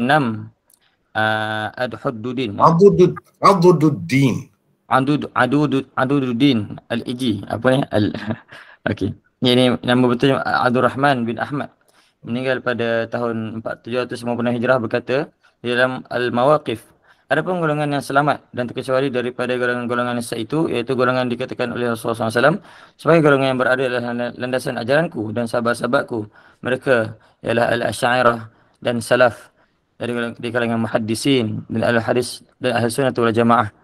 Mazhab mereka kosong daripada bid'ah-bid'ah yang terdapat dalam ajaran golongan-golongan sesat yang tersebut sebelum ini. Ni dalam Mawaqif dan Syarah Mawaqif ni kitab akidah Asy'ariyah yang sangat masyhur. Ni boleh tengok teks dia di belakang. Terus lagi. 5.7 Imam Ibn Taymiyah rahimahullah ta'ala, yakni Taqiyuddin Ahmad bin Abdul Halim bin Abdus Salam bin Abdullah Al-Harrani Ad-Dimashqi, meninggal pada tahun 328 Hijrah, dalam Minhajus Sunnah berkata, pendapat-pendapat yang dinukilnya itu tidak diketahui daripada mana orang yang terkenal berpegang dengan ajaran Ahlussunnah wal Jamaah, baik dari kalangan tokoh-tokoh mazhab Abu Hanifah, Malik, Syafi'i, Ahmad, ataupun dari kalangan Ahlussunnah Al-Hadis, walaupun dari kalangan Ahli Ra'i. Tidak diketahui siapa pun di kalangan mereka berkata sungguhnya Allah itu berjisim. Jadi dia sebut ni Ahlul Hadis, Ahlul Ra'i, ada 2 golongan yang berbeza, tapi semua ni Ahlus Sunnah. Semua ni Ahlus Sunnah. Teruskan. 5.7.1 dalam Majmu' Al-Fatawa, beliau menyokong fatwa seorang faqih yang Abu Muhammad yang menghukum pelaknat tokoh-tokoh Asy'ariyah. Asy'ariyah. Okey. Begini fatwanya. Adapun ulama-ulama yang melaknat tokoh-tokoh Al-Asy'ariyah, mereka perlu ditakzir dan dilaknat mereka kembali kepada diri sendiri, dan laknat mereka kembali kepada diri mereka sendiri, kerana sesiapa yang melaknat orang yang tidak patut dilaknat, laknatnya kembali kepada dirinya sendiri. Para ulama yang lain adalah pembela furu'uddin, yang bidang fiqih dan perkara cabang dan ranting dalam agama. Sedangkan golongan Asy'ariyah pula adalah pembela usuluddin, yang dalam bidang akidah dan perkara prinsip dan asas dalam agama. Jadi maknanya dia akui, dia sokong fatwa itu yang mengatakan Asy'ariyah ni adalah pembela usuluddin. Orang lain pembela furu'uddin. Mana tengok pandangannya baik terhadap satu sama lain. Tetapi ada golongan-golongan yang meruncingkan suasana ni, menyebabkan jadi nampak tak ngam antara satu dengan yang lain ahli sunnah tu. Padahal semuanya terima baik. bahkan dikatakan kena ta'zir, kena dihukum dengan yang melaknat tokoh-tokoh Asy'ariyah. Begitu. Teruskan lagi. 5.8 berhubung dengan hadis wat'ah Wat'ah. Abu Qutaibah, yani Abu Muhammad Abdullah bin Muslim bin Qutaibah ad-Dinawari meninggal pada 276 Hijrah. Dalam takwil mukhtalifil hadis berkata, sebenarnya ada penyelesaian yang baik bagi hadis ini. Ia dipilih oleh setengah ahli nazar, yakni di kalangan Asy'ariyah dan Maturidiyah, dan setengah ahlul hadis. Jadi cuba tengok ni. Ahlul nazar dan ahlul hadis. Dua-dua golongan ahlus sunnah wal jamaah. Jadi mereka dipuji, mana penyelesaian telah diberikan oleh mereka tentang hadis itu. Boleh tengok ini dalam nota di akhir itu. Teruskan lagi. 59, Dr. Muhammad Ayyash Al-Kubaisi dalam bukunya As-Sifatul Khabariyah 'inda Ahli Sunnah wal Jamaah menulis, sesungguhnya Ahli Sunnah punya dua aliran pemikiran dalam usuluddin, yakni akidah, aliran ahli hadis dan aliran ahli ra'yi, yakni termasuk Asy'ariyah dan Al-Maturidiyah. Jadi ini boleh tengok di dalam nota di akhir itu. Baik. Yang keenam, usul dan furu' akidah. Ini antara sebab yang jadi keliru ni, tak faham dalam masalah ni lah. Saya kata tuduh-menuduh, keluarkan orang itu daripada ahli sunnah, keluarkan orang daripada ahli sunnah, sebab tak faham benda ni. Sebab itu kita perlu faham. Perlu faham. Kalau kita faham, jadi tenanglah, cuba tengok. Masing-masing terima satu sama lain sebagai ahli sunnah. Kita ni tak sudi pun nak sebut. Sedangkan Abul Hasan Asy'ari itu dakwa diri dia tu pegangannya begitulah. Ni yang keenam, usul dan furu' akidah. Saya nak kalau boleh orang lain pula lah baca supaya tidak penat. Siapa nak baca? Silakan. 6.1. Siapa nak baca? Silakan. Saya. Siapa ni? Huzaifah. Huzaifah.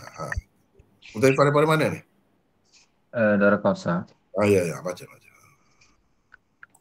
Yang keenam, usul dan furu' akidah. 6.1. Rata-rata umat Islam hari ini tidak mengetahui tentang adanya usul dan furu' dalam akidah. Mereka menyangka fiqh dan lain-lain cabang ilmu agama sahaja mempunyai usul dan furu'nya.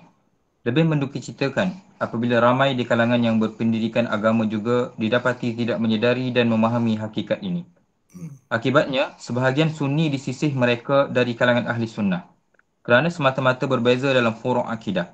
Walhal perbezaan dalam furu' akidah di kalangan ulama' silam dapat dikesan dengan begitu banyak sekali.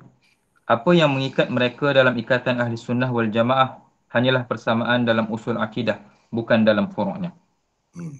Umat Islam kebelakangan ini juga malangnya tidak mengetahui apa sebenarnya perkara yang harus diterima sebagai usul akidah dan apa pula sebagai furu' akidah. Sebagai akibatnya, lahirlah berbagai-bagai kecelaruan pemikiran, sangka buruk dan tuduh-menuduh antara sesama ahli sunnah. Teruskan. 6.2. Di bawah ini dikemukakan beberapa sahaja daripada contoh-contoh penerimaan dan pengiktirafan oleh tokoh-tokoh ulama sunni tentang istilah usul dan furu' akidah. Imam Nawawi meninggal pada tahun 676 Hijrah. Di dalam Al-Majmu' Syarah Muhadzabnya menulis, walau tashakkaka wal iyadu billah fi syai'in min usulil aqaid mimma la budda min i'tiqadihi walam yazal syakkuhu walam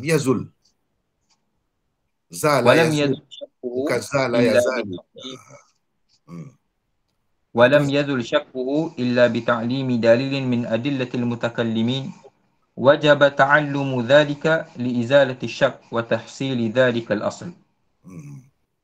Bermaksud sekiranya seseorang ragu terhadap mana-mana usul akidah yang tidak mesti dipercayai dan keraguannya tidak hilang melainkan dengan mempelajari dalil-dalil mutakallimin, wajiblah atasnya mempelajari ilmu kalam, dalil-dalil ilmu kalam lah. Dalil-dalil mutakallimin itu. Teruskan. Wajiblah atasnya mempelajari dalil-dalil itu demi menghilangkan keraguan dan mendapatkan usul tersebut. Lihat Al-Majmu' Syarah Al-Muhadzab. 6.2. Abu Hayyan Al-Andalusi di dalam tafsirnya Al-Bahrul Muhit ketika mentafsirkan firman Allah, wa inna hadhihi ummatukum ummatan wahidah, menulis, ويحتمل أن تكون هذه إشارة إلى الطريقة التي كان عليها الأنبياء المذكورون من توحيد الله تعالى. هي طريقتكم وملتكم طريقة واحدة لا اختلاف فيها في أصول العقائد، بل ما جاء به الأنبياء من ذلك هو ما جاء به محمد صلى الله عليه وسلم. ويحتمل أن تكون هذه إشارة إلى الطريقة. Itu sikit ya. Okey, tak apa. Teruskan. Bermaksud perkataan hadihi dalam firman Allah ini mungkin juga mengisyaratkan kepada jalan-jalan yang diikuti para nabi tersebut berupa mentauhidkan Allah Subhanahu wa taala. Ialah jalan dan laluan yang sama. Sekejap ويحتمل أن تكون هذه إشارة. Begitu. Okey, tak apa. Teruskan. Teruskan.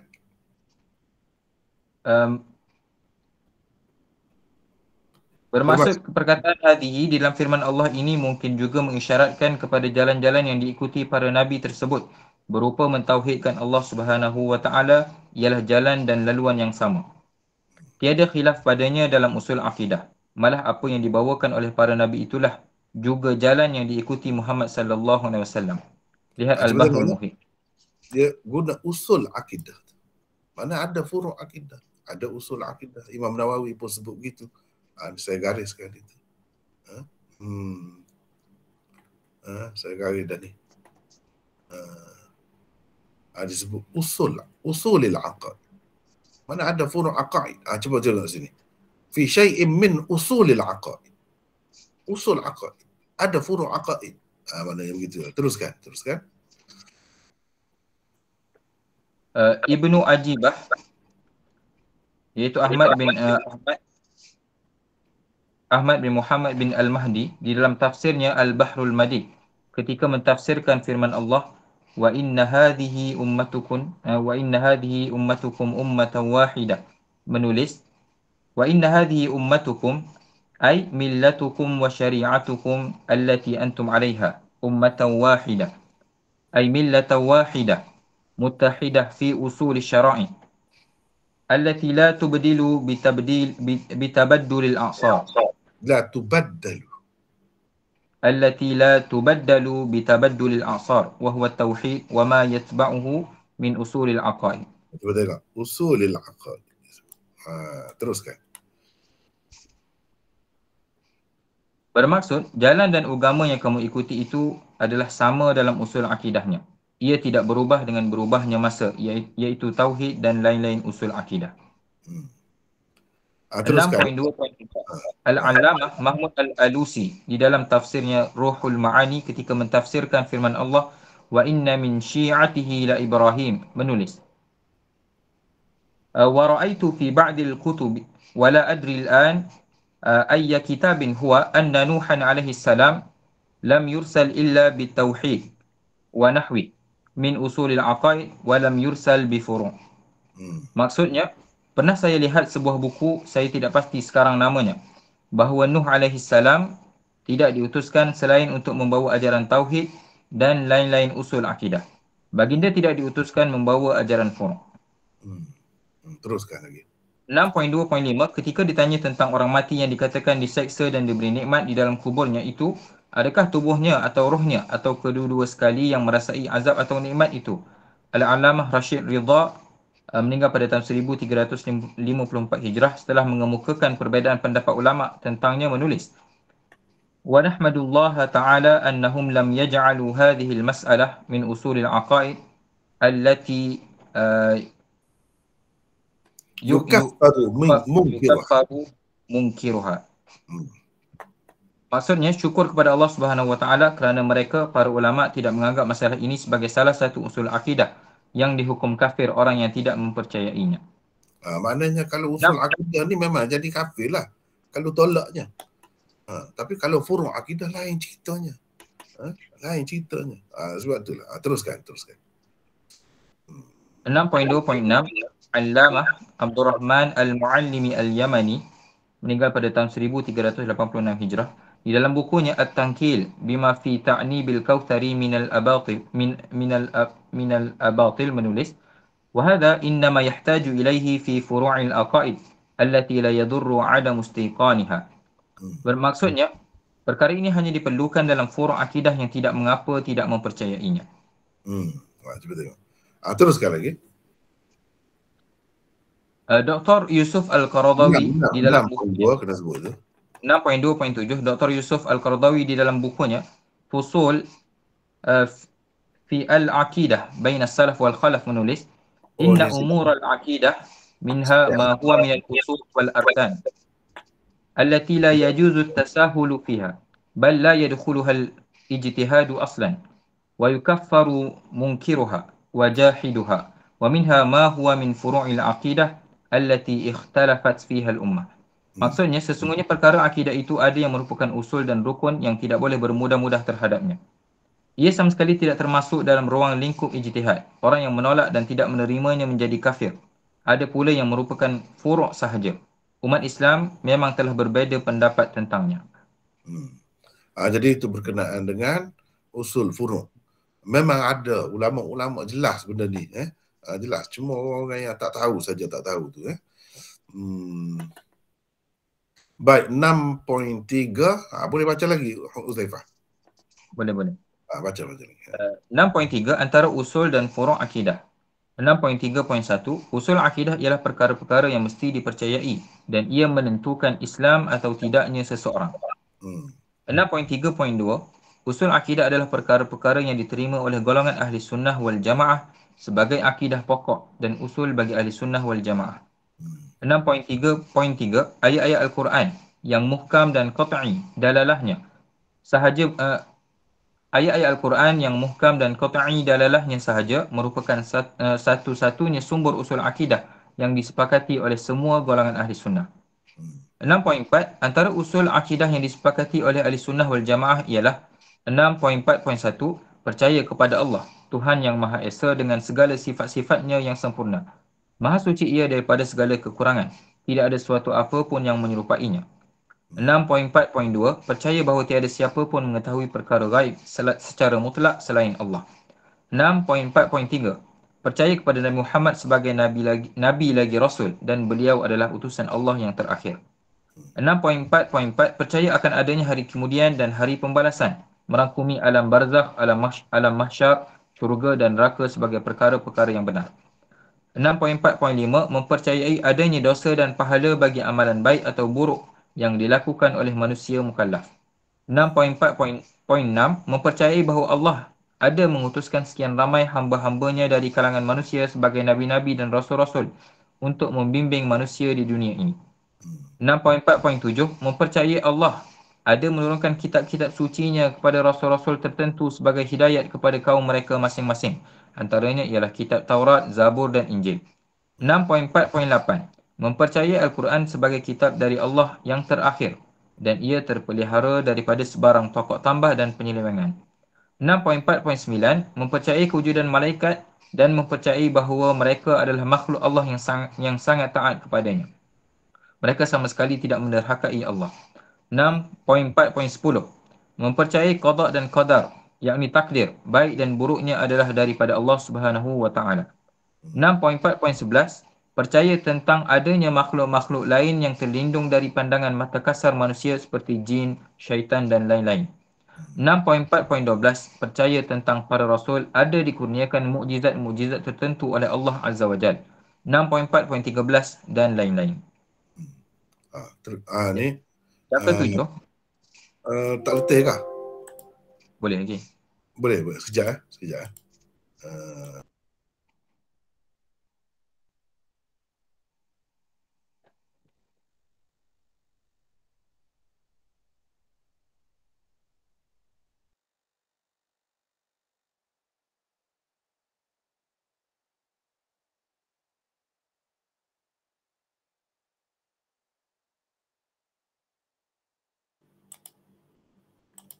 Silakan baca lagi. Yang ketujuh, furu' akidah. Furu' akidah ialah perkara-perkara akidah yang tidak disepakati di kalangan ahli sunnah wal jamaah. Ia tidak menentukan Islam dan kufurnya seseorang. Berbeza pendapat tentangnya juga tidak mengeluarkan seseorang dari daerah ahli sunnah wal jamaah. 7.1 Al-Quran yang tidak qat'i dalalahnya dan hadis-hadis yang sahih merupakan sumber furu' akidah. 7.2. Antara usul dan furu' akidah, furu' terbukti lebih banyak dan lebih luas berbanding dengan usul akidah. 7.3. Perbezaan dalam furu' akidah tidak menjadikan seseorang kafir dan bukan ahli sunnah wal jamaah. Paling tinggi pun dalam setengah-setengah perkara yang membawa seseorang menjadi ahli bid'ah wal ahwa, atau pendapatnya dianggap syaz, ganjil sahaja. Tetapi ia masih lagi Islam, bahkan ahli sunnah wal jamaah. 7.4 termasuk di bawah furu' akidah antara lainnya ialah kepercayaan dan perkara-perkara berikut. 7.4.1 Iman itu basitkah atau murakkab, dan adakah ia boleh bertambah dan berkurang? 7.4.2 Dapat atau tidak manusia melihat Allah semasa hidup di dunia ini? 7.4.3 Nabi-Nabi adakah terdiri dari kalangan laki-laki sahaja atau ada juga dari kalangan perempuan? 7.4.4 Setelah mati, apakah semua bahagian tubuh manusia akan binasa atau ada yang tidak binasa? 7.4.5 Kalam Allah itu bersuara sahajakah atau ia tidak berhuruf dan bersuara atau berhuruf dan bersuara kedua-duanya sekali? 7.4.6 Ibu bapa Nabi kita Muhammad sallallahu alaihi wasallam telah meninggal dunia sebagai muslimkah atau tidak? 7.4.7 Adakah Allah Subhanahu wa taala itu sesuatu atau tidak? 7.4.8 Sifat-sifat Allah itu adakah ia ain zatnya, yakni zat Allah itu sendirikah atau bukan ain zatnya? 7.4.9 Khadir yang tersebut di dalam hadis-hadis sahih dan hidup sezaman dengan Nabi Musa AS itu adakah Nabi atau wali atau malaikat? 7.4.10 Persoalan sifat-sifat khabariyah juga termasuk dalam furu' akidah. Para ulama memang berbeza pendapat tentangnya. Ada yang memilih jalan tafwid, ada yang mengisbatkannya, dan ada juga yang mentakwilkannya. Namun perbezaan pendapat itu tetap tidak mengeluarkan mereka dari daerah Islam yang sangat luas. 7.4.11 Bahkan kepercayaan tentang akan muncul di akhir zaman Imam Mahdi, Dajjal, Nabi Isa dan lain-lain, meskipun sahih berdasarkan hadis mutawatir ma'nawi, namun masih lagi dianggap oleh sekumpulan besar ulama sunni sebagai furu' akidah. Yang ke-8, contoh-contoh perbezaan pada furu' akidah antara Asy'ariyah dan Maturidiyah. 8.1 Perbezaan pendapat dalam menentukan elok atau tidak eloknya sesuatu. Adakah ia bergantung kepada ketentuan akal atau syarak? Maturidiyah berpendapat ia bergantung kepada ketentuan akal. Asy'ariyah pula berpendapat ia bergantung kepada ketentuan syarak. 8.2 Tujuannya saya nak cerita antara Asy'ariyah dengan Maturidiyah itu pun ada khilaf. Tapi khilaf itu dalam furu' akidah. Ini tidak menyebabkan mana-mana satu daripadanya terkeluar daripada ahli sunnah. Teruskan. 8.2 Kedua-dua golongan, Asy'ariyah dan Maturidiyah, menerima kalam Allah yang sebenarnya adalah kalam nafsinya. Tetapi adakah kalam nafsi Allah itu boleh didengar atau tidak? Kata Maturidiyah, tidak boleh didengar. Apa yang didengar oleh Nabi Musa AS misalnya, hanyalah sesuatu yang menunjukkan kalam nafsi Allah sahaja. Asy'ariyah pula berpendapat ia boleh didengar. 8.3 Allah tidak mentaklifkan, yakni membebankan manusia dengan sesuatu yang tidak mampu dipikulnya. Demikianlah pendapat Maturidiyah. Asy'ariyah pula berpendapat ia menurut akal boleh jadi berlaku. Al-Isfiraini dan Al-Ghazali adalah antara tokoh Asy'ariyah yang tidak bersetuju dengan Asy'ariyah dalam masalah ini. 8.4 Menurut Maturidiyah, Allah tidak berlaku zalim. Mustahil pada akal Tuhan berlaku zalim. Asy'ariyah pula berpendapat tidak mustahil, yakni pada akal. 8.5 Menurut Maturidiyah, mengenal Allah wajib atas seseorang dengan sebab ia berakal, yakni ada akal. Menurut Asy'ariyah pula ia wajib dengan sebab syarak, bukan dengan sebab akal semata-mata. 8.6 Menurut Maturidiyah, setiap perbuatan Allah mesti ada hikmat dan ilatnya, sedangkan Asy'ariyah berpendapat tidak, malah tidak boleh dikatakan begitu. 8.7 Maturidiyah berpendapat iman muqallid, yakni orang yang mengikut orang lain semata-mata tanpa menggunakan pemikiran sendiri adalah sah. Asy'ariyah pula berpendapat tidak sah, kerana syarat sah iman di sisi mereka ialah mengetahui setiap masalah akidah dengan dalil akli yang putus. Manusia mempunyai usaha, kasab dan ikhtiar dalam melakukan sesuatu perkara. Usaha dan ikhtiarnya lah yang memberi bekas terhadap sesuatu yang dibuatnya. Demikianlah pendapat Maturidiyah. Tetapi Asy'ariyah berpendapat semua perbuatan ikhtiari manusia berlaku dengan kudrat Allah semata-mata. Allah jualah yang memberi bekas pada semua perbuatannya. 8.9. Menurut Maturidiyah, iman tidak bertambah dan berkurang. Sedangkan menurut pendapat yang masyhur dan popular di kalangan Asy'ariyah ialah iman boleh bertambah dan berkurang. 8.10. Asy'ariyah berpendapat taubat orang yang sedang nazak tidak diterima Allah. Sedangkan Maturidiyah berpendapat taubatnya masih diterima Allah. 8.11. Menurut Maturidiyah, menanggap dan merasai sesuatu dengan panca bukanlah ilmu. Ia tidak lebih daripada sarana atau untuk mendapat ilmu. Sedangkan Asy'ariyah sudah mengiranya sebagai ilmu. 8.12. Kata Maturidiyah, orang celaka boleh menjadi bahagia dan orang yang bahagia pula boleh menjadi celaka. Sementara golongan Asy'ariyah pula berpendapat kecelakaan dan kebahagiaan seseorang itu hanya akan pasti ketika ia meninggal dunia. Penghujung hidupnya lah yang menentukan sama ada ia seorang bahagia atau celaka. 8.13. Bagi Maturidiyah, orang kafir tidak boleh dimaafkan, yakni diampunkan Allah menurut hukum akal. Sedangkan bagi Asy'ariyah, kalau menurut akal boleh saja, tetapi menurut syarak pula tidak boleh. 8.14. Menurut Maturidiyah, sifat takwin adalah sifat zat yang azali bagi Allah Subhanahu wa taala. Takwin di sisi mereka bukan mukawwan. Bagi Asy'ariyah, ia adalah sifat fi'il Allah. Justru ia merupakan sesuatu yang hadis, yakni baharu. 8.15. Di sisi Maturidiyah, tidak harus pada akal dan syarak Allah menyalahi janji baik atau janji buruk yang dibuatnya. Misalnya dengan mengekalkan orang-orang mukmin di dalam neraka dan mengekalkan orang-orang kafir di dalam syurga. Di sisi Asy'ariyah, meskipun semua itu harus pada akal, namun ia tidak harus pada syarak. 8.16. Maturidiyah dan Asy'ariyah berbeza pendapat tentang sifat kun, yang dengannya Allah menjadikan segala sesuatu. Maturidiyah berpendapat ia kinayah kepada segeranya penciptaan Allah. Ia bukan perkataan sebenar. Dikatakan perkataan hanya secara majaz sahaja. Asy'ariyah pula berpendapat kejadian segala sesuatu berkait dengan kalam azali Allah Subhanahu wa taala dan perkataan kun itu menunjukkannya. 8.17. Maturidiyah berpendapat taufik bererti Allah memudahkan dan menolong seseorang. Menurut Asy'ariyah pula taufik bererti Allah menjadikan kemampuan di dalam diri hambanya untuk melakukan ketaatan. 8.18. Maturidiyah dan Asy'ariyah berbeza pendapat tentang amalan orang murtad yang terhapus dengan sebab kemurtadannya. Adakah ia dikira semula setelah si murtad itu kembali memeluk agama Islam semula atau tidak? Maturidiyah berpendapat ia dikira semula. Asy'ariyah pula berpendapat tidak, malah ia terhapus terus. 8.19. Maturidiyah dan Asy'ariyah berbeza pendapat tentang orang-orang kafir. Adakah mereka akan diseksa kerana meninggalkan segala perkara yang difardukan dan diwajibkan?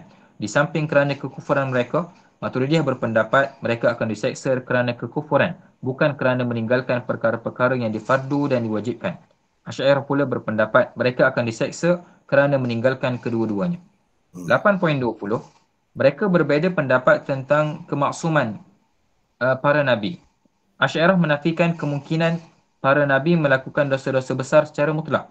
Mereka hanya mengharuskan berlaku dosa-dosa kecil pada para nabi secara tidak sedar. Ada juga di kalangan Asy'ariyah orang-orang yang menafikan kemungkinan para nabi ada melakukan dosa-dosa secara mutlak, seperti Al-Isfiraini dan Qadiyah. Begitulah pendapat Maturidiyah. Okey. Jadi ini semua ni dapat dilihat dalam kitab ni ya. Kemudian contoh-contoh perbezaan pada furu' akidah antara Asy'ariyah atau Maturidiyah dan tokoh-tokoh Ahlus Sunnah wal Jamaah dari aliran yang lain.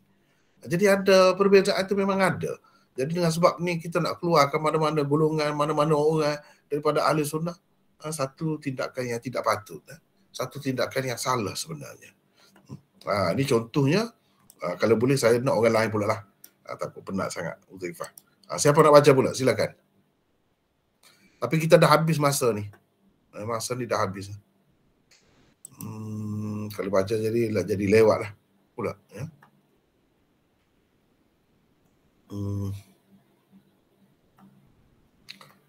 Nak berhenti setakat itu kena baca lagi.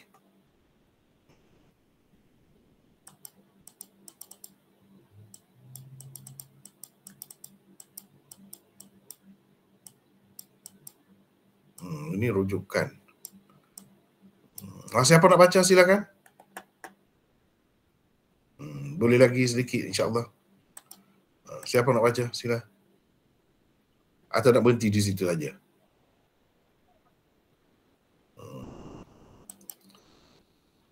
Kita berhentilah ya tak?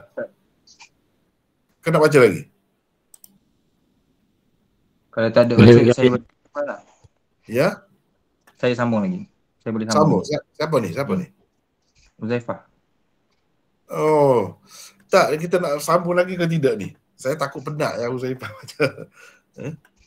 Tak banyak dah lagi berapa muka surat je kan? Lagi 3-4 muka surat. Okey. Baca. Yang ke-9, contoh-contoh perbezaan pada furuk akidah antara Asy'ariyah atau Maturidiyah dan tokoh-tokoh ahli sunnah wal jamaah dari aliran yang lain. 9.1. Asy'ariyah berbeza dengan Imam Bukhari dan segolongan salaf. Daripada segi menanggap kalam Allah itu tidak berhuruf dan bersuara. Adapun Bukhari, beliau mempercayai kalam Allah itu bersuara. Hanya ia tidak berhuruf sahaja. Sedangkan Hanabilah pula mempercayai ia berhuruf dan juga bersuara. 9.2. Jumhur Asy'ariyah dan Maturidiyah berbeza dengan Ibn Hazm. Daripada segi mereka misalnya tidak menerima adanya nabi-nabi dari kalangan wanita. Sedangkan Ibn Hazm berpendapat ada juga wanita yang dipilih menjadi nabi seperti ibu Nabi Musa AS dan ibu Nabi Isa Maryam AS. Teruskan. 9.3. Ahlul Hadis dan Salafiyah menerima tauhid uluhiyah, rububiyah dan asma' wa sifat sebagai landasan akidahnya. Asy'ariyah pula menerima 20 sifat Tuhan yang wajib diimani. Pada asalnya mereka menerima hanya 13 sifat Tuhan sahaja. Setelah ditambah dengan 7 sifat ma'nawiyah yang diterima Maturidiyah, jadilah 20 kesemuanya. 9.4. Asy'ariyah dan Maturidiyah tidak menerima hadis ahad sebagai sandaran dan pegangan dalam bab akidah, sedangkan Salafiyah dan ahli hadis menerimanya. 9.5. Qada dan qadar menurut Asy'ariyah terbahagi kepada mu'allaq dan mubram. Salafiyah dan ahli hadis pula membahagikannya kepada kauni dan syar'i. Ibnul Qayyim telah membincangkan dengan panjang lebar tentang perbezaan pembahagian seperti itu dalam kitabnya Syifa'ul Alil. 9.6. Asy'ariyah pada umumnya memakai kaedah takwil apabila berhadapan dengan ayat-ayat dan hadis-hadis mutasyabihat atau sifat-sifat khabariyah. Golongan Salafiyah pula mentafwidkan terus, yakni menyerahkan maknanya kepada Allah. Sementara golongan Salafiyah yang lain pula mengisbatkan terlebih dahulu.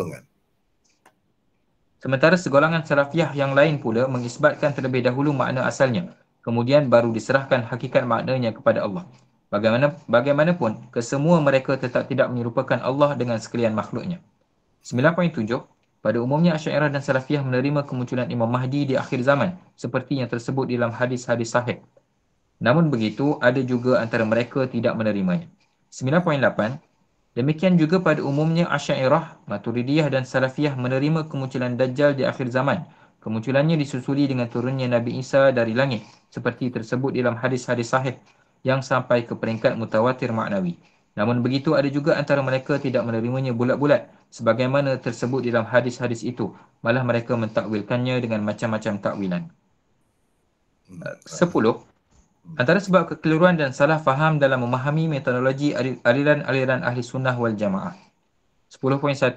Tidak memahami konsep, usul dan furu' akidah dengan baik. 10.2. Asy'ariyah dianggap golongan yang mesti mentakwil ayat-ayat dan hadis-hadis mutasyabihat atau sifat-sifat khabariyah. Padahal mereka ada kalanya menerima saja ayat-ayat dan hadis-hadis itu tanpa sebarang takwilan. Sementara golongan Salafiyah pula dianggap langsung tidak menerima kaedah takwil. Padahal mereka juga ada kalanya tidak dapat mengelak diri daripada takwil. 10.3. Penggunaan istilah-istilah oleh ulama' tertentu yang disalahertikan. Misalnya, penggunaan istilah Ahlussunnah wal Jamaah untuk kumpulan mereka sahaja. Penggunaan perkataan dallun atau dalal dengan erti sesat semata-mata dan sebagainya. Padahal 10.4. dalla ataupun dalal atau dal itu dengan arti silap, salah, tak betul pun boleh. Wajadaka dhallan fahada. Adakah makna sesat di situ? Tidak kan? Jadi dengan sebab itu kita kena berhati-hati bila baca kenyataan-kenyataan ulama. Dia kata orang ni sesat, aliran dia sesat. Jadi sesat tu maksudnya tak betul, salah bagi dia. Bukan sesat tu mana sesat rosak akidah tu, tidak. Tapi kadang-kadang dia jadi umum istilah tu. Sesat tu dengan makna macam ajaran sesat lah. Itu. Jadi kita kena berhati-hati di situ. Teruskan lagi. 10.4. Ta'assub jumud tidak mahu menerima langsung perbezaan dalam perkara-perkara yang masih boleh berbeza. 11. Sikap dan pendirian yang seharusnya diambil oleh ahli sunnah wal jamaah dalam mendepani gejala-gejala ini. 11.1 Meraihkan setiap perbezaan antara aliran-aliran ahli sunnah wal jamaah dalam permasalahan furu' akidah. 11.2 Saling bantu-membantu antara kesemua aliran ahli sunnah wal jamaah dalam usaha menegakkan Islam. 11.3 Menegur secara bijaksana dan berhemat jika berlaku kesilapan. 11.4 Tidak mentohmah, memfitnah, menuduh, mencerca dan memaki hamun antara sesama ahli sunnah wal jamaah. Sebaliknya, memperakui dan mengenang setiap jasa dan sumbangan yang diberikan oleh semua ulama dari pelbagai aliran itu. 11.5 Mengenepikan perbezaan furu' akidah antara ahli sunnah wal jamaah dan memberi sepenuh tumpuan kepada ancaman sebenar terhadap Islam. 11.6 Meneladani tokoh-tokoh ulama sunni di seluruh pelosok dunia yang berfikiran terbuka dan bersangka baik terhadap semua aliran ahli sunnah wal jamaah. 11.7 Sentiasa berusaha menenang dan meredakan keadaan yang tegang dan mengislahkan semua pihak yang telah terlanjur dan tersasul. 11.8 Mempelajari kitab-kitab akidah semua aliran sunni dengan saksama. Lebih baik lagi jika kesemuanya dimasukkan dalam sukatan pengajian di pusat-pusat pengajian. Bagi saya sekarang ni, antara yang paling perlu kita pelajari ialah kitab-kitab yang dikarang oleh pengasas, yang dianggap pengasas itu. Macam Asy'ariyah. Abul Hasan Asy'ari itu sendiri, kitab dia itu sendiri patut dipelajari. Barulah kita tahu sebenarnya tidak ada jauh sangat perbezaan antara aliran-aliran dalam Ahlussunnah wal Jamaah itu. Teruskan. 12. Bahaya tidak memahami dan menerima konsep usul dan furu' akidah terhadap ummah dan negara. 12.1 Mengingkari sabda Rasulullah SAW yang menegaskan bahawa selagi sesuatu kumpulan itu berada di atas landasan ajarannya dan landasan ajaran sahabat-sahabatnya, maka ia selamat dan berjaya di dunia dan di akhirat. 12.2 Tidak meraihkan perbezaan pendapat sekian ramai ulama terhadap furu' akidah, bahkan menuduh mereka sebagai salah, sesat dan menyeleweng. 12.3 Umat akan kehilangan sekian banyak khazanah ilmu Islam dari alirannya yang pelbagai. 12.4 Sikap jumud dan ta'assub serta perasaan iri hati, dendam kesumat dan sangka buruk terhadap sesama Islam akan semakin menebal dan berakar umbi. 12.5 Mengeluarkan kata-kata yang kesat, mencerca, memaki hamun dan menghina sesama Muslim akan menjadi sesuatu lumrah dalam masyarakat. 12.6 Akan hilang sikap toleransi. Menjadi sesuatu yang lumrah sepatutnya. Ya, teruskan. 12.6 Akan hilang sikap toleransi, semangat bekerjasama dan bantu-membantu sesama Muslim. 12.7 Menyemarakkan api permusuhan dan pertelingkahan antara sesama Islam. 12.8 Meluaskan lagi jurang perbezaan dan perselisihan, bukan membawa kepada keharmonian dan perdamaian. 12.9 Menimbulkan persepsi negatif terhadap umat Islam yang saling bertelagah dan sesat menyesatkan antara satu sama lain kepada bukan Islam. 12.10 Jika tidak dikawal dan dibendung dengan baik, ia boleh membawa kepada 12.10.1 Pergaduhan yang mungkin mengakibatkan pertumpahan darah. 12.10.2 Tiada kesepakatan dalam mendepani musuh sebenar Islam. 12.10.3 Masyarakat yang tidak bersatu hati, porak-peranda dan berpecah belah. 12.10.4 Kemasukan anasir-anasir luar yang tidak berniat baik. 12.10.5 Negara akan menjadi tidak stabil, harmoni dan selamat. Jadi alhamdulillah kita dapat habiskan juga dalam masa satu malam ya semua ni nota ni. Alhamdulillah. Jadi boleh tengok apa ni untuk nak tengok rujukan tu tengok di akhir ni. Nota akhir ni. Jadi hanya sekadar itulah dulu untuk malam ni. Wallahu a'lam. Wa akhiru da'wana alhamdulillahirabbil alamin. Assalamualaikum warahmatullahi wabarakatuh. Waalaikumsalam warahmatullahi wabarakatuh. Lewat dah ni. Terima kasih Maulana. Saya rasa ginilah, kalau nak ada soal jawab pun baca dululah. Baca dulu, teliti dulu dengan baik, dengan tenang, dengan hati yang sejuk. Lepas tu kita bincang semula lain kali ya. Jadi saya rasa sebab kita dah lewat ni, setakat itulah dulu malam ni. Wallahu a'lam. Assalamualaikum warahmatullahi wabarakatuh. Waalaikumsalam warahmatullahi wabarakatuh. Waalaikumsalam warahmatullahi wabarakatuh.